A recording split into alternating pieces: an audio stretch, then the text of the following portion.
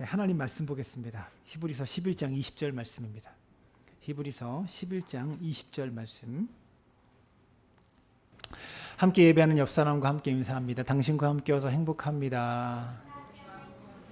네, 함께 와서 감사하고 행복합니다. 오늘은 믿음의 사람 이삭에 대한 말씀 여러분과 함께 나누려고 합니다. 히브리서 11장은 이삭에 대하여 이삭이 최고의 믿음을 보였던 순간에 대해서 이렇게 설명하죠. 믿음으로 이삭은 장차 있을 일에 대하여 야곱과 에서에게 축복하였으며, 이렇게 말하고 있어요. 여러분, 그동안 히브리서 11장이 어떻게 진행되어 왔는가를 한번 생각해 보면, 지난주에 잠깐 정리해서 말씀드렸지만 히브리서 11장에 한 사람의 인생 전체를 다 소개할 수 없잖아요. 아브라함의 인생 전체를 다 소개할 수 없기 때문에 그의 인생 중에 보여주고 있는 최고의 믿음의 순간을 히브리서의 저자가 11장에 커트로 소개하고 있는데, 제일 먼저 등장했던 사람이 아벨이라고 그랬죠. 아벨에게 최고의 믿음을 보인 순간은 예배였습니다. 믿음으로 더 나은 제사를 아벨은 드렸다라고 성경은 기록하죠. 또 에녹이 등장하는데, 에녹이 보여준 최고의 믿음의 순간은 하나님과 동행하는 것이 중요했기 때문에 믿음으로 에녹은 하나님과 동행하는 자였다라고 히브리서 저자가 이야기했고요. 노아가 또 등장하는데, 노아에게 가장 중요한 것은 노아가 방주를 만든 것이었기 때문에 믿음으로 노아는 방주를 만들었다. 얼마 동안? 100년 동안.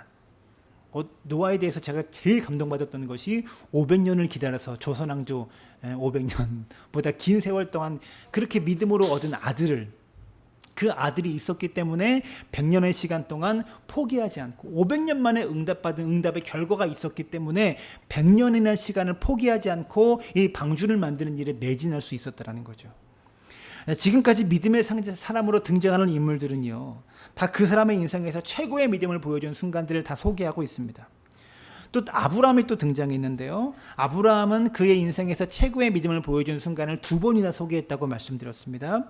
그에게 중요한 믿음의 순간은 2가지였는데, 하나는 창세기 12장에서 본토 친척 아버지의 집을 떠나서 하나님께서 지시하실 땅으로 가는 것이었고요. 또 하나는 창세기 22장에서 자신의 하나밖에 없는 그 아들을 번제의 제물로 바치라고 했던 그 어려운 하나님의 명령에 순종했던 순간, 이 2가지의 순간이 아브라함에게 똑같이 최고의 믿음을 보인 순간이었다라고 히브리서의 저자가 소개를 했죠. 그런데 오늘은 이삭을 보면, 이 패턴대로 따라가다 보면 역시 이삭의 인생에서 가장 중요한 최고의 순간을 히브리서 11장에서 지금 히브리서의 저자가 소개하고 있는데, 믿음으로 이삭이 에서와 야곱에게 축복한 순간이 이삭의 인생에서 최고의 믿음을 보인 순간이었다라고 소개하고 있는 거예요. 다시 말합니다. 이삭의 인생에서 최고의 믿음을 보인 순간이 언제였냐? 믿음으로 에서와 야곱에게 축복했던 순간이 최고의 믿음을 보인 순간이었다라고 이야기하고 있다고요. 여러분, 우리 생각에 이삭의 인생에서 최고의 믿음을 보인 순간은 언제라고 생각되십니까? 저는 지난주에 설교했던 모리아산에서 번제의 제물로 바쳐져서 아버지 아브라함에게 죽임을 당하기 직전의 상황이 이삭에게 있어서 최고의 믿음을 보인 순간이 아니었을까, 이렇게 생각할 수 있을 것 같아요. 왜냐하면 사춘기 아들이었기 때문에 반항할 수 있잖아요. 충분히 반항할 수 있는데 반항하지 않았기 때문에, 그냥 덤덤히 받아들였기 때문에 우리가 보기에는 이삭이 최고의 믿음의 순간을 말하자면 히브리서 11장 20절에서 믿음으로 이삭은 아버지가 자기를 번제의 제물로 바치려고 했을 때에 받아들였으며, 이렇게 기록돼야 조금 멋진 믿음의 순간이다라고 인정할 수 있을 것 같지 않아요? 그럴 것 같은데 성경 기자의 말씀은 지금 다르다라는 거죠. 이삭의 인생에서 가장 중요한 믿음을 보였던, 최고의 믿음을 보였던 순간은 자신의 2 아들 야곱과 에서에게 축복하는 순간이었다라고 말하고 있는 거예요. 여러분, 이것이 왜 이삭의 인생에서 최고의 믿음을 보인 순간이었을까? 별로 대단한 믿음은 보인 것 같지 않은데 왜 이 순간이 최고의 믿음을 보인 순간으로 히브리서의 저자가 이삭의 인생에서 최고의 믿음을 보이는 순간으로 꼽았을까? 첫 번째 이유는 무엇인가 하면, 믿음이 우리 세대에서 다음 세대로 전달되는 것을 하나님이 매우 중요하게 보시기 때문이에요. 여러분, 신앙을 보통 경주에 비유하잖아요. 신앙생활을 이어달리기, 경주에 비유하는데, 더 정확히 말하면 우리는 지금 이어달리기를 하고 있는 거예요. 릴레이 경주를 하고 있는 거예요. 나 혼자 100m 달리기를 하고 있는 것 같지만 그게 아니라 내가 믿음의 경주를 마칠 때는, 이 경주를 마칠 때는 내가 들고 있는 바톤을 후세대에게 전달해주고 가게 돼 있어요. 그거 아세요, 여러분? 나는 지금 내가 열심히 신앙생활을 하면서 믿음의 길을 뛰어가고 있는 것 같다고, 다른 박질하고 있는 것 같다고 생각하지만 우리가 인생을 마칠 때 내가 들고 뛰었던 이 믿음의 바톤을 다음 세대에게 전달해주고 가게 되어 있다는 거죠. 여러분이 들고 있는 믿음의 바톤을 여러분이 들고 열심히 뛰시되 반드시 다음 세대로 믿음의 바톤을 전달해 줄 수 있는 하나님의 사람들 되시기를 주님의 이름으로 축원합니다. 하나님은요, 그 바른 믿음이 전달되는 그 순간을 매우 중요하게 보신다는 겁니다. 그것이 이삭의 인생에서 꼽은 최고의 믿음의 순간에서 드러나고 있는 거예요. 하나님은 지금 이 순간을 매우 유심하게 보고 계셨다라는 거죠. 20절 말씀에 함께 읽을까요? 20절 말씀 시작. 믿음으로 이삭은 장차 있을 일에 대하여 야곱과 에서에게 축복하였으며. 여러분, 제가 하나님 앞에 열심히 목회했는데, 정말 열심히 목회하고 이 목사의 사명을 다하려고 애쓰면서 부단히 달려가고 있는데 죽음을 앞두고 돌아봤더니 3명이나 되는 저의 자녀들이, 저의 아들, 딸들이 하나님을 제대로 섬기지 않는다 그러면 저는 다음 세대에게 바톤을 전달하는 것에 실패한 목회자가 되겠죠. 나는 열심히 뛰었어도 바톤을 전달해 주지 못하면, 나는 최선을 다해서 1등으로 뛰어도 바톤을 전달해 주지 못하면 어떻게 되죠? 실격 처리되는 거예요. 그게 규칙인 거예요. 그러면 저는 하나님께 책망받겠죠. 우리가 살면서 너무 빨리 뛰려고 하지 말고, 너무 열심히 뛰어다니려고 하지 말고, 내가 누군가로부터 전달받은 그 믿음, 우리가 다 누군가로부터 믿음을 받던 전달받은 거 아니겠어요? 여러분도 그냥 여러분이 혼자 예수 믿은 거 아니잖아요.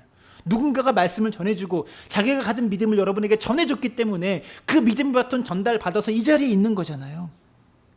이 믿음의 바톤을 잘 들고 남보다 더 빨리 뛰려고 할 필요도 없이 그저 최선을 다해서 뛰시다가 자녀에게만큼은 이 믿음의 바톤을 꼭 전달해주는 하나님의 사람들 되시기를 주님의 이름으로 축원합니다.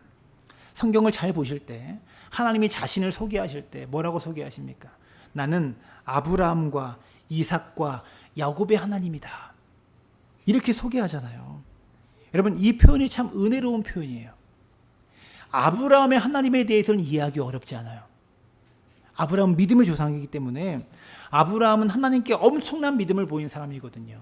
본토 친척 아버지의 집을 떠나서 최초의 믿음을 보인 사람이 됐고요. 아브라함을 통해 이스라엘 민족이 만들어지잖아요. 그리고 자신의 아들까지 하나님께 바치려고 했던 그 명령에 순종했던 최고의 믿음을 보인 사람이에요. 야곱의 하나님에 대해서도 이해하기 어렵지 않아요. 야곱은 천사와 씨름해서 이긴 사람이잖아요. 그런데 이삭은요, 한 게 별로 없어요. 성경을 읽어보면 이삭에 대해서 한번 읽어보세요.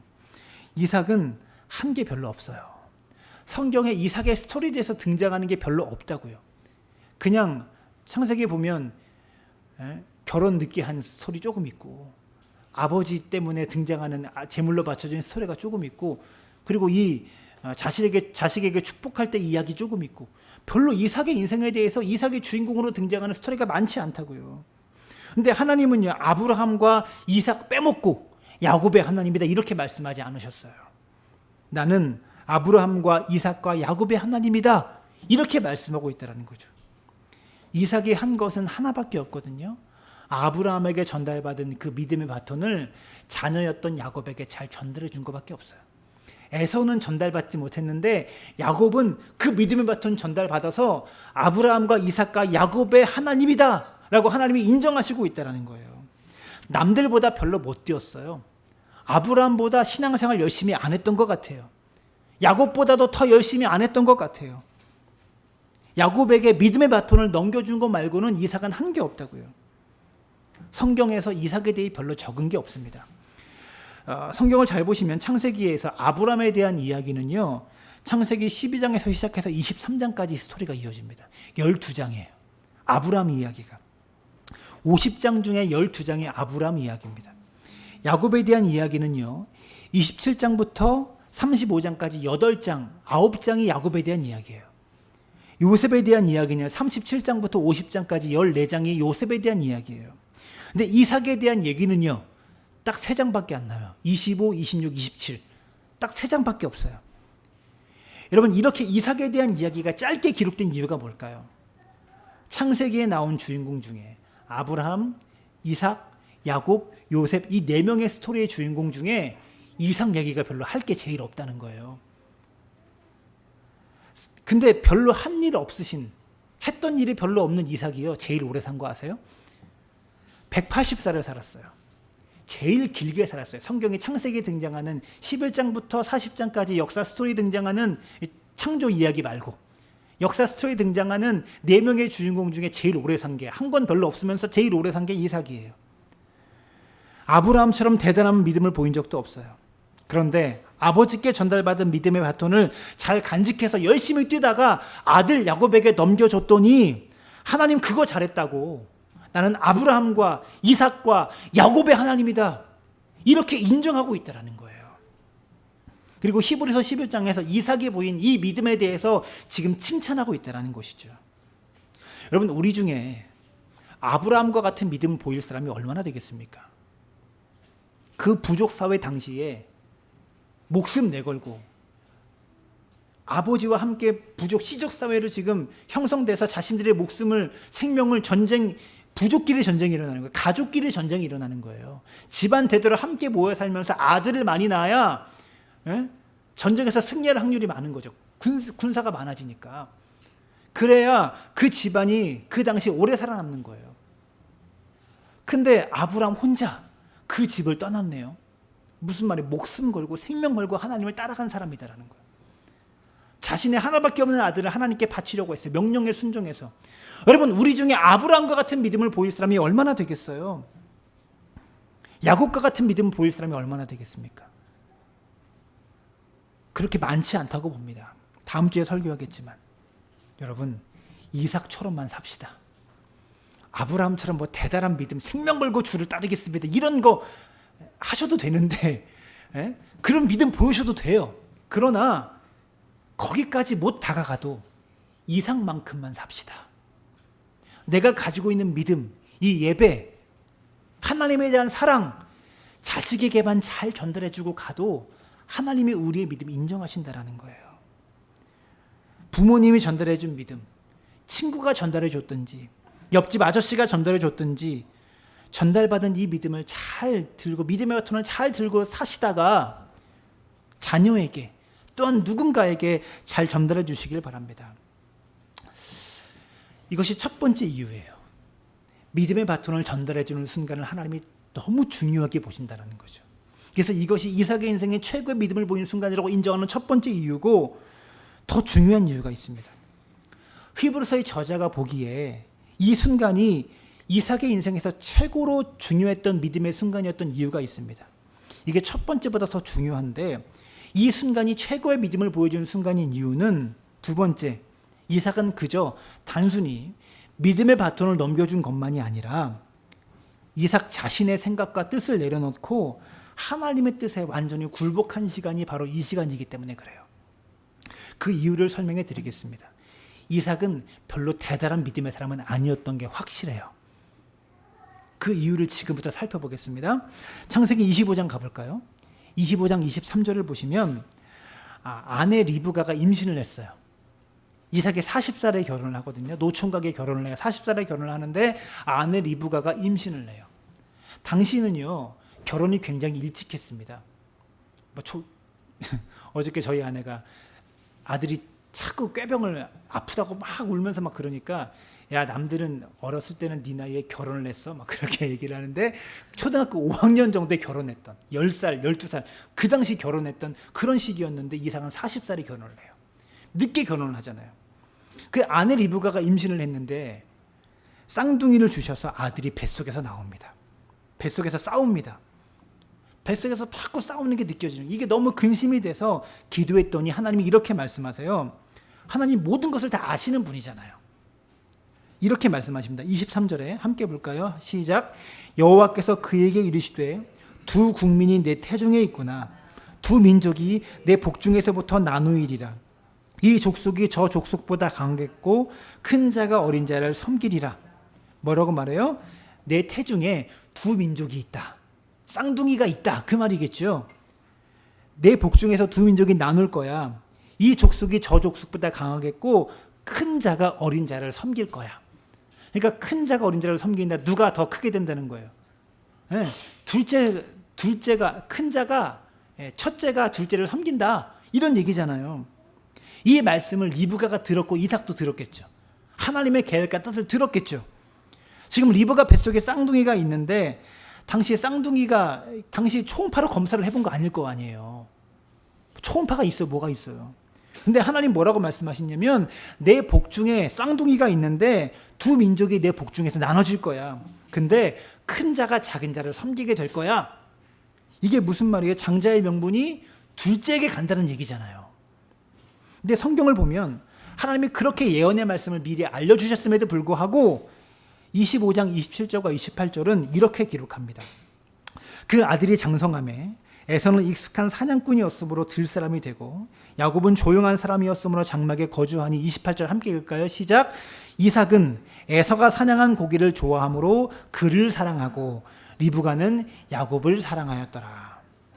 분명히 리브가의 태중에 두 아들이 있을 때 큰 자가 작은 자를 섬길 거다라고 말하고 있잖아요. 그게 무슨 뜻이라고요? 장자의 명분이 둘째에게 간다는 그런 뜻이잖아요. 이삭이 이것을 몰랐을 리가 없어요. 말씀을 들었고 받아들였어야만 했어요. 그런데 에서와 야곱이 자라면서 이삭의 눈에 누가 더 사랑스러운 거예요? 이삭이 보기에 에서가 더 사랑스러운 거예요. 훨씬 사랑스러워 보이는 거예요. 왜 사랑스럽냐?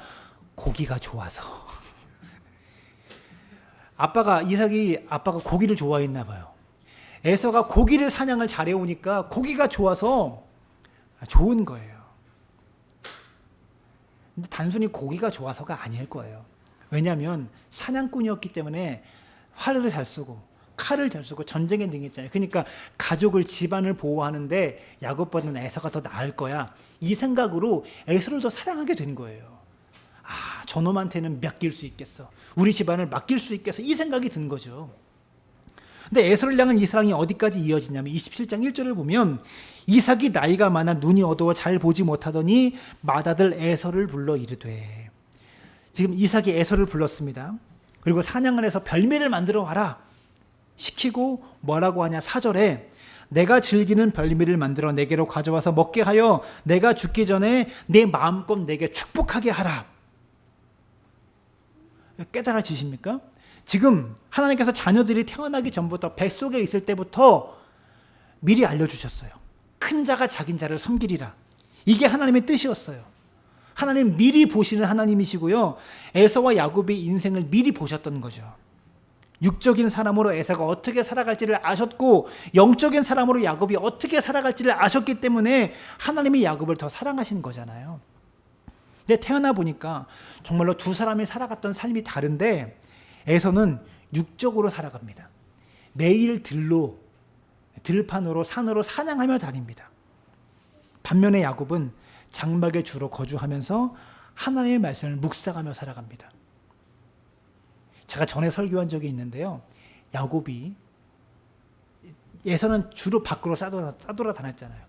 야곱은 장막 안에 거주했다고 그랬죠. 이 장막에 누가 살았을까요? 아브라함을 이삭이 모시고 살았어요. 그래서 손주 야곱이 할아버지 곁에서 무슨 얘기 들었을까요? 야곱아, 우리 손주 내가 어렸을 때, 젊었을 때 하나님께서 말씀하셔서 본토 친척 아버지 집을 떠나서 믿음의 여정을 시작했단다. 그리고 그랄 땅에 들어가 하나님 말씀에 불순종해서 내 아내를 어떻게 속여서 거기서 하나님의 뜻을 또 깨닫고 아브라함의 인생의 여러 가지 스토리들을 이삭이 듣지 않았겠어요? 야곱이 듣지 않았겠어요? 어린 손주가? 아브라함과 함께 장막 안에 거주하면서 에서는 자꾸 들판으로 다니면서 사냥만 하고 짐승만 잡으러 다니는데 야곱은 장막 안에 거주하면서 아브라함으로부터 하나님의 말씀을 계속해서 들었다라는 거죠. 그런데 아버지 이삭의 애정이 누구에게로 향하냐? 큰 아들 에서에게로 향합니다. 왜요? 에서가 더 집안에 도움이 될 것 같아서. 사냥도 잘하고 다른 부족이 쳐들어올 때 이 집안을 잘 지켜낼 것 같아서. 근데 성경은 이렇게 표현하죠. 에서가 사냥해온 고기를 좋아해서. 삼겹살을 참 좋아했나 봐요. 이삭이. 이유가 다른 게 아니에요. 에서가 사냥해온 고기가 좋아서 에서를 더 사랑하는 거예요. 에서의 신앙이나 에서의 믿음이나 에서의 헌신이나 이런 게 좋아서가 아니라 그냥 고기가 좋아서. 거기에는 또 다른 표면적인 이유가 있다고 그랬죠. 에서가 전쟁을 더 잘하니까 큰아들이 좋은 거예요. 하나님께서 분명히 큰 자가 작은 자를 섬기리라 이렇게 말씀해 주셨는데 자기가 죽을 것이라고 예상이 되자 사람들 몰래 큰아들 에서를 부릅니다. 에서를 불러서 별미를 만들어 와라. 내가 죽기 전에 이 네가 만들어 온 별미를 먹고 내가 너를 마음껏 축복할 거야. 근데 중요한 것은 사실 이삭이 이때 안 죽어요. 훨씬 더 오래 살아요. 180까지 살았다고 했잖아요. 그러니까 한참 뒤에 죽는데 내가 네가 만들어 온 별미 먹고 죽기 전에 너를 축복할게. 훨씬 뒤에 죽어요. 무슨 말입니까? 영적인 감각이 매우 떨어진 순간이에요. 지금 이삭의 영적 감각이 매우 떨어져 있다는 거죠. 누구를 부르냐? 몰래 맏아들 에서를 지금 부릅니다. 에서를 불러서 죽기 전에 마음껏 축복하려고 합니다. 지금 이삭이 뭐 하고 있는 거죠? 자기 생각대로 하고 있는 거예요. 하나님의 뜻을 알고 있는데 지금 지 생각대로 움직이는 거예요. 자기 생각에는 하나님이 그렇게 말씀하셨지만 내가 보기에는 그래도 맏아들 에서가 우리 집안을 지키기에 더 알맞은 것 같아. 맏아들 에서가 복을 받아야 돼. 이게 이삭의 생각이었고 판단이었다라는 거예요. 하나님 그렇게 말씀하셨지만 내가 보기에는 그래도 이게 질서고 이게 순서야. 이게 더 합리적이야. 이렇게 생각했다라는 거죠. 그렇게 생각해서 큰아들 에서를 축복하려고 한 거예요. 그런데 어머니 리브가가 이 이야기를 우연히 들어버린 거예요. 그 뒤에 무슨 일이 벌어지는지 아시죠? 리브가가 음식을 해와가지고 야곱에게 막 이렇게 털을 붙이고 에서처럼 이렇게 들어가라고 그래가지고 장조건의 축복을 야곱이 받아요. 중간 이야기는 생략하고 결론만 보겠습니다. 27장 30절 말씀 함께 읽습니다. 시작. 이삭이 야곱에게 축복하기를 마침에 야곱이 그의 아버지 이삭 앞에 나아가자 곧 그의 형 에서가 사냥하여 돌아온지라. 이삭이 야곱을 마음껏 축복한 다음에 에서가 사냥해서 돌아옵니다. 이제 어머니가 이렇게 도와줘서 축복을 다 받고 난 다음에 에서가 받고 난 다음에 에서가 사냥을 해서 옵니다. 사냥할 때 오래 걸리잖아요. 산 타가지고 뭐 토끼를 잡던가 멧돼지를 잡거나 해서 왔겠죠. 그래서 아버지에게 별미를 만들어서 탁 대령해가지고 축복해달라고 하니까 33절을 보시면 33절 말씀 이삭이 갑자기 덜덜덜 떨기 시작합니다. 함께 읽을까요? 시작. 이삭이 심히 크게 떨며 이르되 뭐라고 말하냐? 그러면 아까 사냥한 고기를 가져온 사람은 누구냐? 내가 그를 축복해서 그가 하나님께 복을 받을 거야. 이렇게 말합니다. 그랬더니 에서가 말하죠. 아마 그놈은 야곱일 거고 야곱이 나를 속였고 이번이 두 번째로 나를 속인 거라고. 그리고 아버지도 속은 거라고. 이렇게 말합니다. 근데 이삭이 놀라운 얘기를 합니다.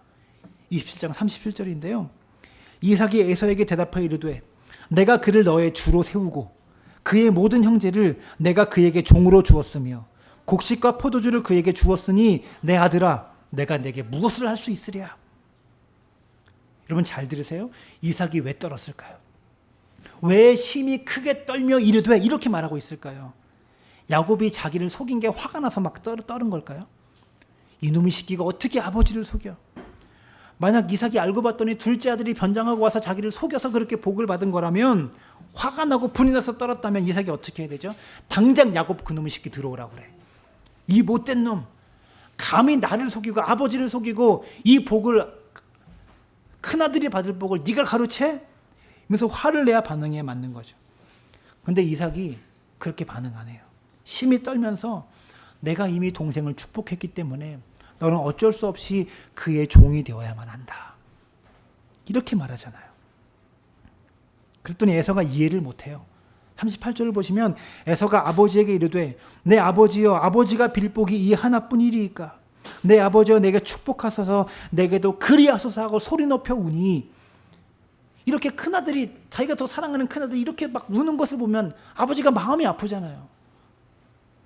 그래서 얼마든지 아까 속인 야곱에게 데리고 와서 내가 너에게 했던 복은 취소할게 하고 하나님 둘째가 거짓말로 나를 속여서 복을 받은 것이니 그 복을 취소해 주시고 첫째에게 복을 주세요 라고 할 수 있는 거잖아요. 없을까요? 저는 있다고 생각해요. 할 수 있어요. 그렇게 에서를 축복할 수 있는데 그렇게 하지 않아요. 오늘 히브리서 11장에 주목하는 부분이 이것입니다. 믿음으로 장차 있을 일에 대하여 에서와 야곱에게 축복하였으며, 본문 다시 볼까요? 11장 20절. 믿음으로 이삭은 장차 있을 일에 대하여 야곱과 에서에게 축복하였으며.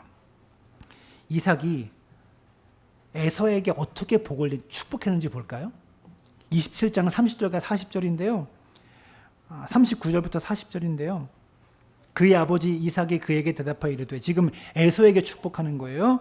내 주소는 땅의 기름짐에서 멀고 내리는 하늘 이슬에서 멀 것이며 너는 칼을 믿고 생활하겠고 내 아우를 섬길 것이며. 에서는 하나님을 안 믿고 뭐를 믿었어요? 칼을 믿고 살 것이다. 그리고 아우를 섬길 것이다 라고 축복합니다. 창세기 25장에서 하나님께서 이삭에게 주셨던 말씀이죠. 큰 자가 작은 자를 섬기리라. 이삭이 왜 떨었을까요? 왜 떨었다고요? 야곱은 에서에서 방금 읽은 창세기 27장 39절 40절의 축복 기도를 에서에게 하면서 깨달았어요. 아, 내가 내 뜻대로, 내 판단대로, 내 상식대로, 내 생각에 옳은 대로 큰 아들을 축복하려고 했는데 하나님께서 오래전에 내게 말씀하신 그대로 오늘 행하셨구나. 이것을 깨달은 거예요. 내가 어느 순간에 하나님의 뜻은 잊어버리고 하나님의 뜻에는 벗어나서 내 생각대로, 내 판단대로 살면서 에서를 축복하려고 했어요. 그런데 그게 하나님의 뜻에 어긋난 행동이었다는 것을 지금 이 순간 깨달아 버린 거예요. 그리고 하나님께서 개입하셔서 그것을 바로 잡으셨다. 이것을 깨닫는 순간 이삭이 떨 수밖에 없었던 거죠. 오늘 말씀을 준비하면서 몇 가지 성경 구절이 떠오르더라고요. 잠언 19장 21절 말씀 함께 읽습니다. 시작. 사람의 마음에는 많은 계획이 있어도 오직 여호와의 뜻만이 완전히 서리라. 욥기 21장 13절부터 15절까지 이런 말씀이 있습니다. 함께 읽습니다. 시작. 그는 뜻이 일정하시니 누가 능히 돌이키랴. 그의 마음에 하시고자 하는 것이면 그것을 행하시나니 그런즉 내게 작정하신 것을 이루실 것이라. 이런 일이 그에게 많이 있느니라. 그러므로 내가 그 앞에서 떨며 지각을 얻어 그를 두려워하리라. 하나님이 어떤 분이시냐면 하나님의 뜻대로 행하시는 분이시다는 거예요. 그리고 이 순간을 히브리서 저자가 주목합니다. 이게 이삭의 인생에서 주목해야 될 최고의 믿음의 순간이었다. 하나님의 뜻 앞에 드디어 완전히 굴복한 순간이 이 순간이었다. 여러분, 믿음은 무엇입니까? 내 생각, 내 계획, 내 판단, 내 상식 다 내려놓고 주님의 뜻을 따르는 것이 믿음입니다. 우리가 인생을 살면서 늘 깨닫는 것이 무엇입니까? 아, 내 뜻대로 안 되는구나. 이거 깨닫는 거 아니에요. 내 인생이 내 계획대로 안 되는구나. 그리고 그것을 결국 깨달을 때만 믿음의 사람이 될 수 있는 거예요. 아, 내 뜻대로 안 되는구나. 이것을 깨달을 때 하나님을 의지하고 붙들 수 있다는 거죠. 내가 이렇게 해보려고 했는데 내가 원하는 대로 안 되고, 아, 결국은 주님의 뜻대로 가는구나. 하나님께서 원하신 대로 가게 되는 거구나. 이거 깨달아질 때 믿음의 사람이 되고 그것을 깨닫는 순간 하나님을 찬양할 수밖에 없어지는 거예요. 여러분, 지금까지 내 인생, 내 마음대로 살아보려고 했는데 혹시 잘 안 되셨습니까? 이제라도 내 뜻과 내 생각 내려놓고 하나님의 뜻을 붙잡기를 바랍니다. 그게 우리가 살 수 있는 길입니다. 열왕기상 12장에 보면 솔로몬 이후에 나라가 둘로 갈라지죠. 북이스라엘과 남유다로 나라가 둘로 쪼개집니다. 우리나라가 남북으로 갈라졌듯이 이스라엘도 남북으로 갈라졌다는 얘기예요. 그런데 남유다 왕이었던 솔로몬의 아들 르호보암이 참 어리석었습니다. 12지파 중에 2지파만 남겨두고요. 나머지 10지파를 북이스라엘 왕 여로보암에게 빼앗깁니다. 이게 열왕기상 12장 20절까지의 상황이에요. 여러분, 지금 현재 상황으로 보면 남유다 르호보암은 바닥을 치고 있는 거예요. 왜요? 12지파 중에 2지파만 자기 민족이 되고 나머지 10지파는 여로보암의 민족이 됐잖아요. 자기 뜻대로 살려고 하다가 르호보암이 완전히 망해버린 거예요. 솔로몬의 아들이. 북이스라엘 여로보암은 하나님의 특별한 은총을 받아서 12지파 중에 10지파를 자기 소유로 가지게 된 거예요.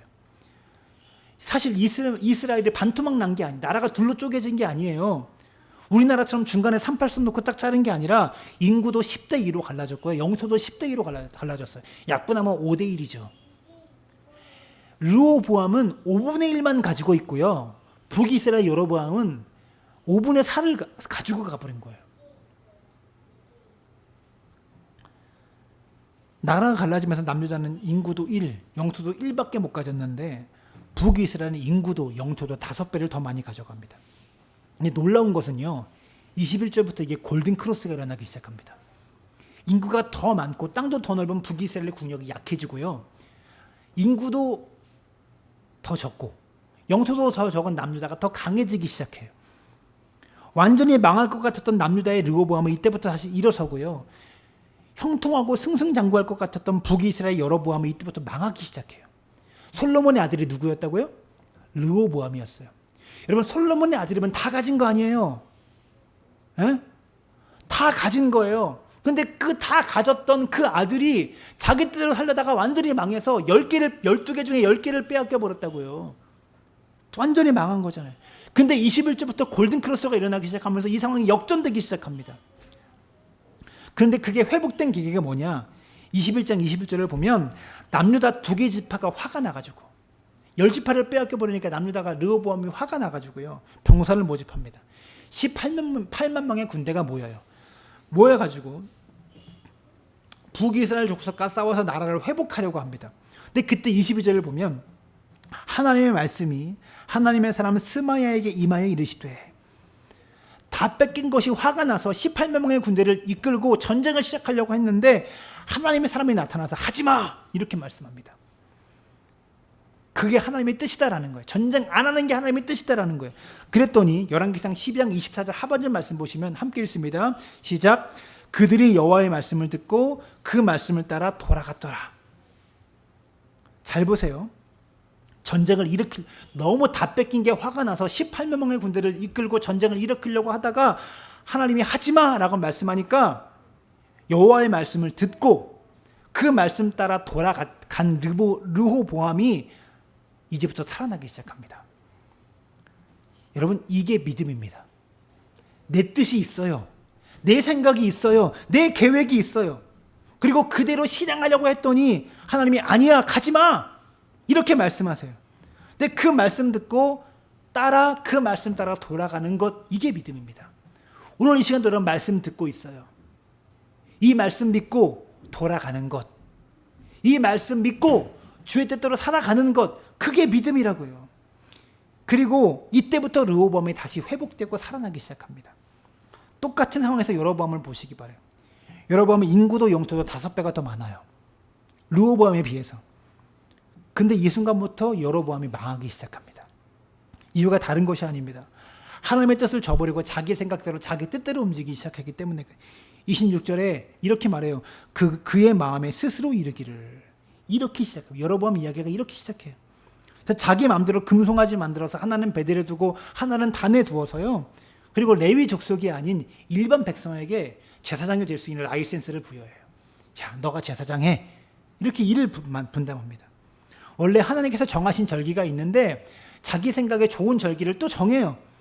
33절에 보면 그가 자기 마음대로 정한 달. 그래서 절기를 자기 마음대로 막 정해요. 여러분 다 잃어버려서 망할 줄 알았던 르호보암이요. 솔로몬의 아들로 태어났잖아요. 그럼 나라가 자기 거 아니에요?